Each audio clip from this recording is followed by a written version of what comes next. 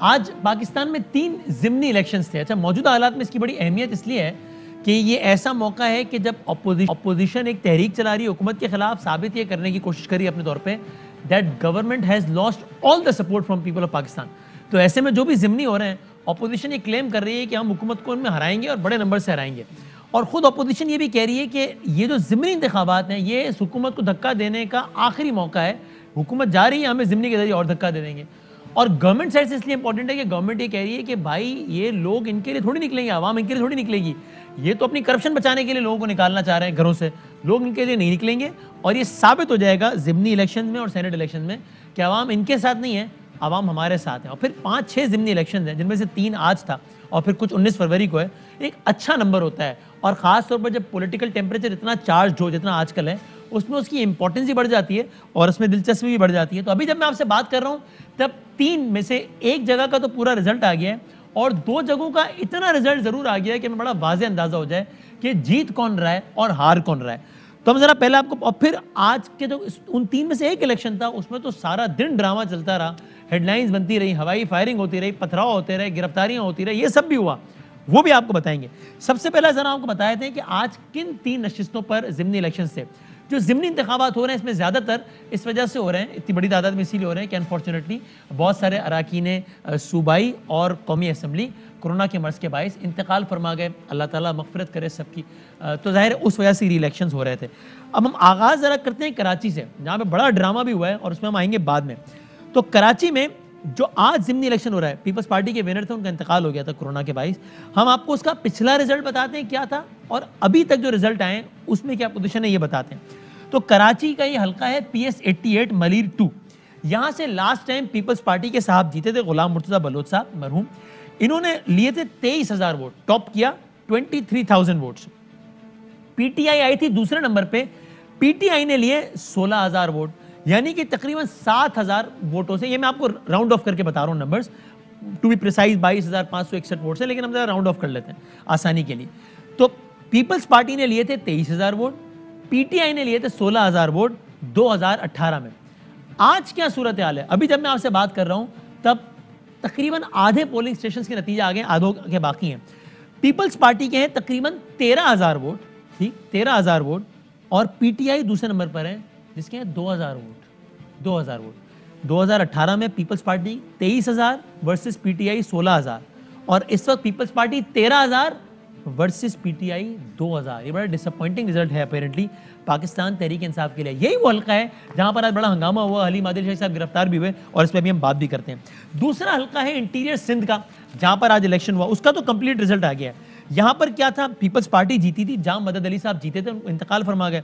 Peoples party से जाम मदद अली साहब जीते, इन्होंने लिए थे 45,000 वोट्स, 45,000। दूसरे नंबर पर आने वाली जमात थी GDA, जिसने लिए थे 29,000 वोट्स, ठीक है जी। तो 29,000 वर्सेस 45,000। आज का नतीजा क्या है? आज का नतीजा यह है कि पीपल्स पार्टी ही जीती है, लेकिन 45,000 के बजाय पीपल्स पार्टी ने 48,000 वोट्स ले लिए हैं, 3,000 वोट और ज्यादा। हालांकि ज़िमनी में नॉर्मली टर्नआउट कम होता है, लेकिन पीपल्स पार्टी ने 45,000 के बजाय 48,000 वोट ले लिए।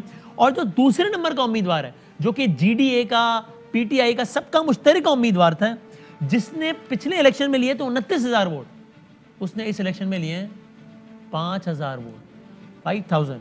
सो इट इज 48,000 वर्सेस 5,000, यानी कि अपोजिशन के वोट्स, सिंध की अपोजिशन यानी कि PTI और GDA के वोट्स 24,000 कम हो गए और PTI के 3,000 बढ़ गए। ये भी अगेन बड़ा इनकरेजिंग रिजल्ट है पीपल्स पार्टी के लिए, और बहुत डिसअपॉइंटिंग है पाकिस्तान तहरीक इंसाफ के लिए। तीसरा इलेक्शन हो रहा है बलोचिस्तान में, वहां पर जीते थे जमीयत उलमा इस्लाम के कैंडिडेट, जिन्होंने लिए थे तकरीबन 11,000 वोट। जो दूसरे नंबर के उम्मीदवार थे, उन्होंने लिए, वो इंडिपेंडेंट उम्मीदवार थे, उन्होंने लिए थे 3,000 वोट। लेकिन आज अब तक के नतायज के मुताबिक जीत तो जमीयत उलमा इस्लाम ही रही है, जिसने लिए हैं तकरीबन 10,500 वोट। लेकिन उनके मध्य मुकाबिल कैंडिडेट, जिन्होंने लास्ट टाइम लिए थे 3,000 वोट, उन्होंने लिए हैं 6,500 वोट। ये मध्य मुकाबिल कैंडिडेट बाप पार्टी के हैं, जिन्होंने, बाप पार्टी ने लास्ट टाइम इस इलेक्शन में सिर्फ 450 वोट्स लिए थे, 450, और इस दफा 6,500 है। तो बलोचिस्तान की हद तक JUI जीत तो रही है, लेकिन अपोजिशन की परफॉर्मेंस बहुत अच्छी है, और सिंध की हद तक पीपल्स पार्टी जीत रही है और पीटीआई की परफॉर्मेंस बहुत ही बुरी है। ये है सारे का सारा मामला। अब जरा आ जाते हैं कराची पर। कराची में इलेक्शन था, मलीर में इलेक्शन था, रिजल्ट आधा आ गया है, पीटीआई हार रही है बुरे तरीके से, पीपल्स पार्टी जीत रही है आराम से। वहां पर और भी बहुत कुछ हुआ। सिंध असेंबली के अपोजिशन लीडर हैं, पाकिस्तान तहरीक इंसाफ से उनका ताल्लुक है, नाम है उनका हलीम आदिल शेख साहब। आज अचानक टेलीविजन चैनल्स पे खबरें चलना शुरू हुई जब हलीम आदिल शेख साहब ने कहा कि मेरी गाड़ी पर फायरिंग हुई है, पीपल्स पार्टी के गुंडों ने मेरी गाड़ी पर फायरिंग की है। उसके बाद पीपल्स पार्टी की जानिब से 2 सीनियर वज़रा सामने आए और उन्होंने ये कहा। आप देखिए कि सईद गनी साहब और नासिर हलीम आदिल शेख साहब पर क्या इल्ज़ाम लगाते नजर आए। वो मुख्तलिफ पोलिंग स्टेशन में जा रहे थे, मुसल्ला लोगों को लेकर पोलिंग हो रही थी, उस अमल को मुतासिर कर रहा था। वो सेंट जोकियो गोट में जो पोलिंग स्टेशन है वहाँ पर पूरा जत्थे का जत्था ये हलीम आदिल शेख की क़यादत में गया। वहाँ हमारे लोगों से उलझे और फिर वहाँ फायरिंग की। पीटीआई को ये यकीन है कि वो ये इलेक्शन बहुत बुरी तरह से हार रहे हैं। सुबह से उन्होंने ये सिलसिला जारी रखा कि कुछ न कुछ बहाना करें, कोई कोशिशें करें कि जो पोलिंग का अमल है वो मुतासिर हो। अब इलेक्शन कमीशन के ऊपर है अपनी जिम्मेदारी पूरी करे और इनके खिलाफ पुलिस में भी दरखास्त देकर एफआईआर दर्ज करवाए दहशतगर्दी की, ताकि इनको सजा दिलाई जाए। थोड़ी देर बाद ये खबरें आई कि हलीम आदिल शेख साहब को गिरफ्तार कर लिया गया है और खुद उन्होंने भी एक वीडियो के जरिए अपनी गिरफ्तारी की तस्दीक की इन अल्फाज में। फिर नासिर हुसैन शाह साहब हमें ज्वाइन कर रहे हैं वीडियो पर इंशाल्लाह, और हमारे साथ हमारे कॉरेस्पॉन्डेंट राफे साहब भी मौजूद हैं। उनसे जरा पूछे ना कि वो इंडिपेंडेंट व्यू लें, कि वो बताएं कि आज हुआ क्या है कराची में ये सारा तमाशा। राफे से अभी मेरे ब्रेक में बात हुई तो अब तकरीबन तमाम पोलिंग स्टेशन के रिजल्ट आ गए, सबके नहीं लेकिन तकरीबन सबके आ गए। तो उसके मुताबिक पीपल्स पार्टी के वोट हैं तकरीबन 23,000 और इतने ही वोट पीपल्स पार्टी ने लास्ट टाइम भी लिए थे, और पीटीआई ने लिए थे 16,000 वोट लास्ट टाइम और इस दफा लिए 5,000 वोट्स। ये अब तक का जो अपडेटेड रिजल्ट है यह आपकी खिदमत में पहुंचा। राफे साहब अस्सलाम वालेकुम। वसीम भाई, ये क्या हुआ है आज कराची में, बताएं भाई। ये वो कह रहे हैं इन्होंने कुछ कर दिया, ये कह रहे हैं वो क्या हुआ क्या आज? देखिए वसीम साहब, आज PS 88 मलीर में ज़िमनी इंतखाब था और आज पूरा दिन ही मलीर मैदान जंग बना रहा। मुख्तलिफ पोलिंग स्टेशन पे हमने देखा कि पीपल्स पार्टी और तहरीक इंसाफ के कारकुनान आमने सामने आए, एक दूसरे के खिलाफ नारेबाजी की, लेकिन उसके बाद फिर ये जो कारकुनान है वो मुश्तइल हो गए और फिर ये बात हवाई फायरिंग तक चली गई। पीपल्स पार्टी ने ये इल्ज़ाम आयद किया है कि हलीम आदिल शेख जो कि अपोजिशन लीडर हैं, वो मुख्तलिफ पोलिंग स्टेशन पर मुसल्ला अफराद के साथ घूम रहे थे, विजिट कर रहे थे, वहाँ पे हिदायत दे रहे थे, जिस पर पीपल्स पार्टी ने इलेक्शन कमीशन से शिकायत भी की और नोटिस लेने का मुतालबा किया। और तहरीक इंसाफ का ये इल्ज़ाम है कि पीपल्स पार्टी ने हलीम आदिल शेख की गाड़ी पे उनके कारकुनान ने मुबैना तौर पर फायरिंग की, जिससे वो बाल बाल बच गए और पीपल्स पार्टी ने इस जो इंतखाब है उसको मैनिपुलेट करने की कोशिश की है। इसमें सच्चा इल्ज़ाम किसका है? वहाँ मुख्तलिफ पोलिंग स्टेशन पे सच्चा इल्ज़ाम किसका है इसमें?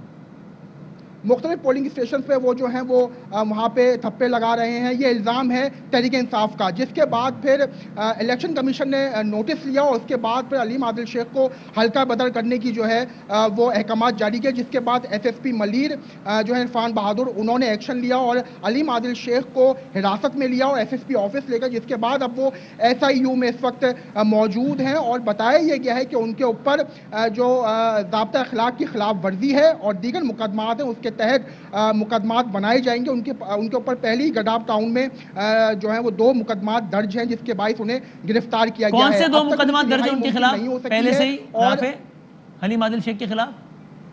देखिए वसीम, इससे पहले जो इंक्रोचमेंट हुई थी फार्म हाउसेस के हवाले से, गडाफ टाउन में जो इंक्रोचमेंट का ऑपरेशन हुआ था, उस पर जो है वो उनकी FIR दर्ज करवाई गई थी और उसी मुकदमात में जो है उनको अभी अरेस्ट किया गया है। अभी नया कोई मुकदमा उन पर दर्ज नहीं किया गया है। अब से कुछ देर पहले वसीम, जितने भी अरकान कौमी और सूबाई असम्बली हैं तहरीक इंसाफ के, उन्होंने CM हाउस राफे मुझे एक बात बता दें, खाली आप राफे ये बताएं, कुछ पता चल सका कि असल में ये किसका इल्जाम सच्चा है? ये फायरिंग का मामला कहां से शुरू हुआ? पीटीआई की तरफ से या पीटीआई की या पीपल्स पार्टी की तरफ से? ये समझ में आया कुछ?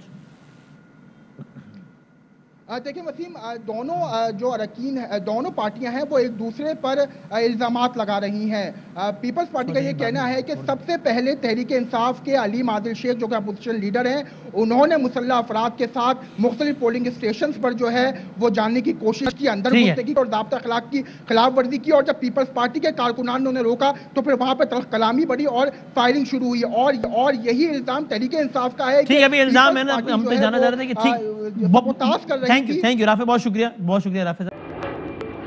Fly with PIA and save gold.